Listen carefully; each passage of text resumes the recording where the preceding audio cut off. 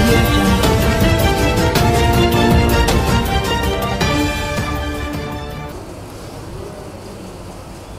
దళారీ వ్యవస్థ నాకు కొంచెం ఈ విషయంలో ఏమంటుందండి ఇంకోటి ఏదో అన్నారు దళారీ ఇది కోఆర్డినేటర్స్ బ్రోకర్ అనే మాటగా ఏజెంట్ అనే మాట కోఆర్డినేటర్ పెట్టారు. ఇండస్ట్రీలో ఆర్టిస్టులు మూవీ ఆర్టిస్ట్ అసోసియేషన్ ఉంది, డైలాగ్ ఆర్టిస్ట్ అసోసియేషన్ ఉంది, జూనియర్ ఆర్టిస్ట్ అసోసియేషన్ ఉంది.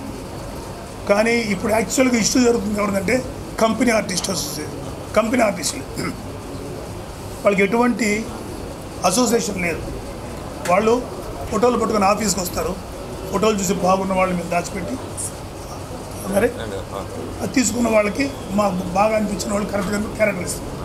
ఏదైనా ఒక 4-5 డైలాగులో 4-5 సీన్లో ఉంటే ఒక ఆడిషన్ మనం అడుగుతాం అంతే. ఆ కింద ఏం జరుగుతుంది అనేది ప్రొడ్యూసర్లుగా మాకు 100 ఇష్యూస్లో చూసుకోవడం కుదరకపోవచ్చు. అయితే మా దృష్టికి తీసుకురావడానికి మీరు ఎవరూ భయపడక్కర్లా.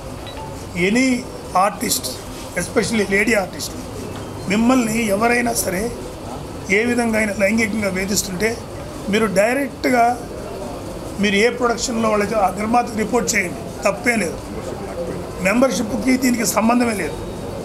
ఓకే, వాళ్ళకి ఆ గౌరవంతో కూడినటువంటి దయచేసి అరవకండి, ఆయన వాయిస్ బాగాలేదు. ఒక ఇష్యూని అడ్రస్ చేస్తే కొంచెం కోఆపరేట్ చేయండి ప్లీజ్.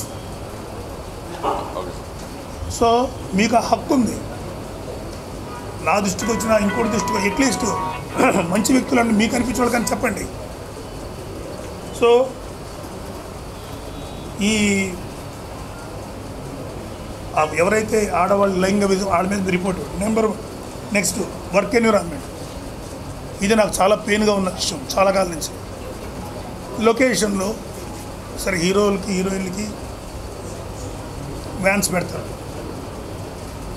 మిగతా ఆర్టిస్టులకి ఎవరికైనా అంటే రెగ్యులర్గా ఉండే మేకప్ రూమ్స్ బాత్రూమ్స్ పెడతారు. ఫర్ ఎవరి అందరికీ మేకప్ వ్యాన్లు పెట్టలేము. ఇట్ డిపెండ్స్ అపాన్ అది ఉందంతే, దాన్ని ఎవడేం చేయలేదు. అందరికీ మేకప్ వ్యాన్లు పెడితే హైదరాబాద్లో ఉన్న మేకప్ వ్యాన్లు కదా ఇండియాలో ఉన్న మేకప్ వ్యాన్లు కూడా చాలు, ఏ మేకప్ వ్యాన్. అయితే ఇక్కడ నేను ఒకటి గమనించింది ఏంటంటే లొకేషన్కి వెళ్ళినప్పుడు ఎస్పెషల్లీ లేడీస్కి ప్రాపర్ టాయిలెట్ సౌకర్యం ఉండదు, డ్రెస్ చేంజ్ చేసుకోవడానికి ప్రాపర్ ప్లేస్ ఉండదు. ఇది ఎందుకు ఎలా జరుగుతుంది, దీని మీద చేస్తే బాగుండదు చాలా కాలం నుంచి ఆలోచిస్తున్నాను. ఈ ఇష్యూ జరగకముందుగా చాలా కాలం నుంచి నేను ఈ విషయం గురించి ఆల్రెడీ పని జరిపించి మాట్లాడాలి తప్ప ముందే మైకుల ముందు కూర్చొని సొల్లు మాట్లాడడం నాకు ఇష్టం లేదు. I already consulted KL Narayana గారు, కిరణ్ గారితో మాట్లాడాను. నాకున్న కొద్దిపాటి పలుకుబడితో అంటారా, అలాగే నాకున్న కొద్దిపాటి విలువతోటి నేను వాళ్ళతో మాట్లాడబోతున్నాను. నేను వాళ్ళని ఈ విషయంలో డిస్కస్ చేయడానికి రెడీగా ఉన్నాను. నేను వెళ్తున్నాను, దీని తర్వాత నెక్స్ట్ వాళ్ళకి అపాయింట్మెంట్ తీసుకున్నాను, నేను మాట్లాడతాను. ఖచ్చితంగా ఆడవాళ్ళకి షూటింగ్ లొకేషన్లో వర్క్ ఎన్విరాన్మెంటు ప్లెజెంట్గా ఉండాలి. వాళ్ళు ఎలాంటి బాధలు పడుతుందో నేను స్వయంగా చూశాను. ఇది 100% ప్రొడ్యూసర్స్ చాలా తక్కువ ఖర్చు, ఇంత ఖర్చు పెడితే చాలు. సినిమాకి పెట్టే ఖర్చులో small amount, not even 1% amount ఖర్చు పెడితే, ఎందుకంటే వీ హ్యావ్ మొబైల్ టాయిలెట్స్, అలాగే 1-2 డ్రెస్ చేంజ్ చేసుకోవడానికి ఏదైనా ఒక ఎవరైనా ఇళ్ళు ఉంటే ఇళ్ళు, లేకపోతే ఏదైనా ఒక ప్లేసు, లేకపోతే ఒక మేకప్ వ్యాన్ అందరు అమ్మాయిలకి మార్చుకోవడానికి. సో ఆర్టిస్టులు చిన్నవాళ్ళ పెద్దవాళ్ళ ఆడపిల్లలు అది మేము ఎవరు చూడం, వాళ్ళకి ఆ ఫెసిలిటీ కల్పించమని నేనే అడుగుతాను. ఈ ఫిష్ ఇక్కడ దాకా నేను అడుగుదామని ఎప్పుడు నుంచి అనుకున్నాను. No I'm going to ask. ఈ క్యాస్టింగ్ కౌచ్ గురించి మాట్లాడుతున్నారు కదా, ఇది not only in the film industry, TV ఇండస్ట్రీలో కూడా ఉంది. కాబట్టి అక్కడ కొంచెం తక్కువ ఉండొచ్చు.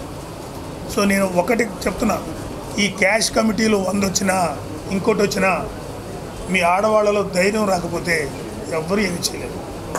క్యాష్ కమిటీలు ఉన్నా లేకపోయినా మీరేమో డైరెక్ట్గా ఫేస్ చేయండి, డైరెక్ట్గా అడగండి.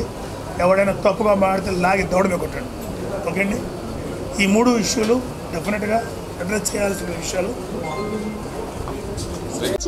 అయితే ఓ లైక్ వేసుకోండి, లేదంటే ఓ కామెంట్ చేయండి. ఎప్పటికప్పుడు మా వీడియోస్ చూడాలంటే సబ్స్క్రైబ్ చేసుకోండి.